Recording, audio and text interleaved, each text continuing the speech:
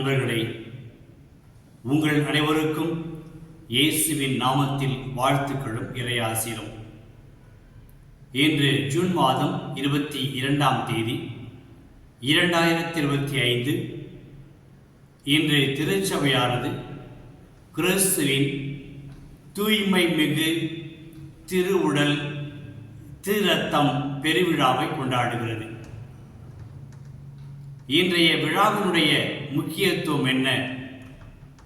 இன்றைய பெருவிழா ஒற்றுமையின் விழா, நமக்கு உயிரோட்டம் கொடுக்கக்கூடிய விழா, நம்முடைய கிறிஸ்துவ வாழ்வின் அடித்தளமும் நமக்கு ஆணிவேராகவும் இருந்து திருச்சபையையும் குடும்பங்களையும் மனிதர்களையும் ஒன்றுபடுத்தக்கூடிய பெருவிழாவாகும். இன்றைய நற்செய்தியில் லூக்கா நற்செய்தி 9ஆம் அதிகாரத்தில் அந்த இயேசு தன்னுடைய சீடர்களோடு இருக்கிறார். அந்த இயேசுவை காண பெரும் திரளான மக்கள் வருகிறார்கள். நம்பிக்கையோடு வந்தார்கள். ஏதாவது கிடைக்கும் என்ற அந்த அதீத நம்பிக்கை, நலம் பெறுவதற்கு நம்பிக்கை, நமக்கு நிறைவை அளிப்பார் என்ற நம்பிக்கையோடு வந்த அந்த மக்களை இயேசு வரவேற்றார். அன்பர்களே, இன்றைய நற்செய்தி பகுதியில் நான் சொன்னது போல இயேசுடைய தன்மையை பார்க்கிறோம். என்ன தன்மைகள்? இயேசு மக்களை வரவேற்றார், அவர்களை உபசரித்தார், மூன்றாவதாக அவர்களோடு உரையாடினார், நான்காவதாக அவர்களுக்கு உணவளித்தார், ஐந்தாவதாக குணமாக்கினார். இந்த 5 பண்புகள் தான் இயேசு என்ற பெயருக்கு அர்த்தத்தை கொடுக்கிறது. அன்று அந்த மக்கள் இயேசுவை நாடி ஓடினார்கள். இயேசு அவர்களுக்காக இருந்தார்.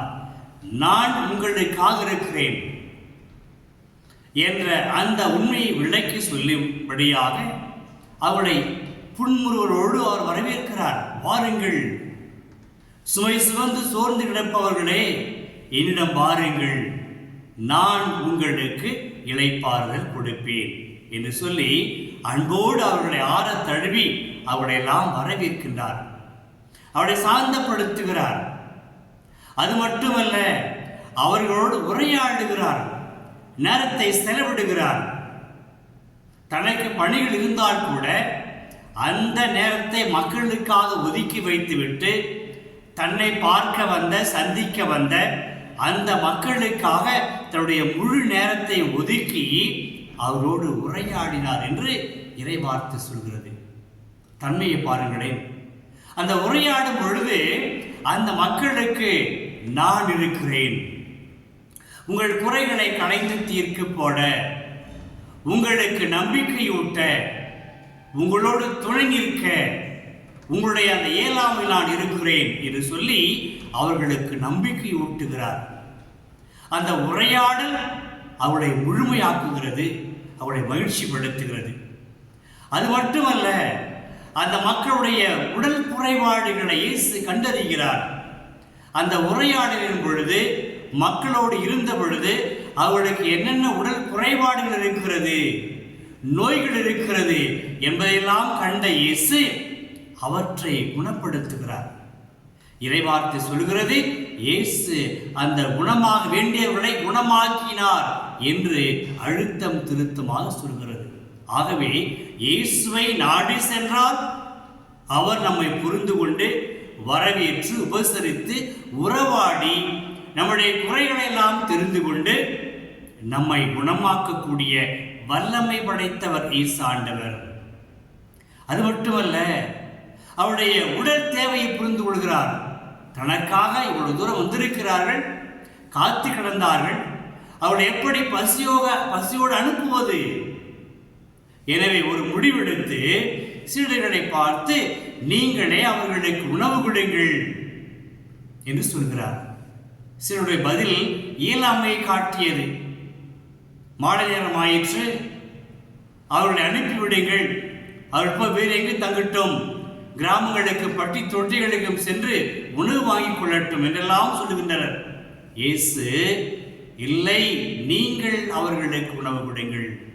அப்போ இயேசு வந்தவர்களை உபசரித்து பேசிவிட்டு மட்டும் அனுப்பிவிடாமல் அதை குணமாக்கியதோடு, நம்பிக்கை அளித்ததோடு, வயிற்றுக்கு வேண்டிய அந்த உடல் பசியையும் போக்கக்கூடிய அந்த உறுதி எடுக்கிறார். ஒரு தாயுள்ளத்தோடு கொண்ட இயேசுவின் அன்பு உள்ளம். அந்த சீடர்கள் சொன்னார்கள், எங்களிடம் இருப்பதோ 5 அப்பங்களும் 2 மீன்களுமே, இவற்றை வைத்துக் கொண்டு என்ன செய்ய முடியும்? இயேசு சீடர்களின் இயலாமையை புரிந்து கொள்கிறார். ஒரு பக்கம் மக்களின் குறைபாடு, மக்களின் பசி, மற்றொரு பக்கம் சீடர்களின் இயலாமை, குறைவு. எல்லாவற்றையும் நிவர்த்தி செய்கிறார். பரவாயில்லை, கொண்டு வாருங்கள், குறைகளை என்னிடம் கொண்டு வாருங்கள், நான் அவற்றை நிறைவாக்குவேன். நிறைவாக்கினார் தானே? கொண்டு வந்தார்கள். அந்த குறைவான 5 அப்பங்களையும் 2 மீன்களையும் கொண்டு வந்தார்கள். இயேசு அதையும் வாங்கிக் கொண்டு அனார்ந்து பார்த்து தந்தைக்கு நன்றி கூறி ஆசி கூறி அதை பகிர்ந்தளிக்க கொடுத்தார். அனைவரும் உண்டனர், அதுவும் வயிறார உண்டனர். மீதியான துண்டுகளையும் பொறுக்கி எடுத்தார்கள். அப்ப குறைவுள்ள மனிதர்கள் இயேசுவை நாடி செல்கிற பொழுது இயேசு அன்போடு அரவணைத்துக் கொள்கிறார். அவருடைய குறைகளை நீக்குகிறார். அந்த குறைவுள்ள இயலாமை எல்லாம் போக்கி நிறைவை உருவாக்குகிறார். இவர்தான் இருக்கிறது என்று சொன்ன சீடர்களை பார்த்து, பரவாயில்லை, கொண்டு வாருங்கள், அவர்களுக்கு நிறைவளித்தார். இயேசுடைய வாழ்க்கை நமக்கெல்லாம் நம்பிக்கை அளிப்பதாக. அவருடைய பிரசன்னம் மக்களோடு இருந்த அந்த நேரம், அவருடைய பிரசன்னம், அவர் பேசிய வார்த்தைகள், அவருடைய உடன் இருப்பு எல்லாம் மக்களுக்கு நம்பிக்கையை ஊட்டியது. சாதிக்கலாம், வாழ்ந்து விடலாம் என்ற அந்த தோற்றத்தை, நம்பிக்கையும் அவர்களுக்கு அளித்தது, உயிரோட்டம் கொடுத்தது. நண்பர்களே, எனவே இயலாமை என்ற அந்த நிலையெல்லாம் தூக்கி எறிந்துவிட்டு இருக்கிறது இல்லை என்ற நிலையெல்லாம் தூக்கி எறிந்துவிட்டு போதும் என்ற நிறைவை உருவாக்கக்கூடியவர் இயேசு ஆண்டவர். அவரால் மட்டும்தான் முடியும். நம்முடைய உள்ள கிடக்கைகளை எல்லாம் அறிந்து கொள்ளக்கூடியவர் இயேசு ஆண்டவர் மட்டுமே. மற்றவர்கள் மனிதர்கள் கேட்பார்கள், பேசுவார்கள், சென்று விடுவார்கள், தீர்வு கிடையாது. ஆனால் இயேசுவை நாடி செல்கிற பொழுது அவர் நம்மை வரவேற்கிறார், உபசரிக்கிறார், நம்மோடு உரையாடுகிறார், பேசுகிறார். நம்முடைய உள்ள குமுடல்களை எல்லாம் அவர் கொட்டி தீர்க்கிறோம். நம்முடைய குறைபாடுகள், நம்முடைய பிரச்சனைகள், நம்முடைய சோர்வுகள், நம்முடைய களைப்புகள் அனைத்தையும் கொட்டி தீர்க்கிற பொழுது இயேசு உடனிருந்து கேட்டு அவற்றையெல்லாமே நிறைவு செய்து ஒரு முழுமைக்கு அழைத்து செல்கிறார். இதான் இயேசுவின் தன்மை.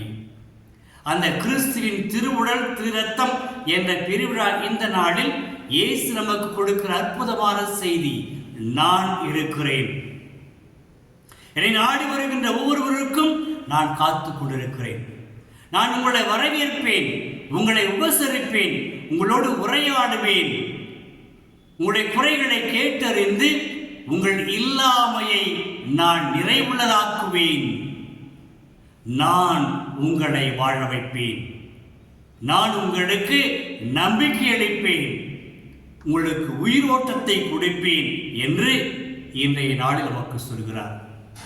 அன்பர்களே, இன்றைய பெருவிழா நமக்கு கொடுக்க இந்த செய்தி ஏற்றுக்கொண்டு நாம் கிறிஸ்துவை நாடி செல்வோம். நம்முடைய துயரமான நேரங்களில், துன்பமான நேரங்களில், நாம் பிரிந்து பிளவுபட்டு கிடக்கும் நேரங்களில் இயேசுவை நாடி செல்வோம். இயேசு நமக்கு நேரத்தை செலவிடுவார், நம்மை கேட்பார், நமக்கு உதவி செய்வார். உடல் அளவிலும் ஆன்ம அளவிலும் நமக்கு வேண்டியவற்றை கொடுத்து நம்மை நிறைவுள்ள மகிழ்ச்சி உள்ள மக்களாக அவர் மாற்றுவார். இன்னும் சற்று ஆழமாக சிந்தித்தால், இன்று 5 அப்பங்களையும் 2 மீன்களை வைத்துக் கொண்டு அதிசயம் செய்த கடவுள் யோவான் நற்செய்தியில 6ஆம் அதிகாரத்தில் சொல்வது போல, நானே வாழி நின்று இறங்கி வந்த உயிருள்ள உணவு. அப்ப அவரே உணவாக மாறுகிறார்.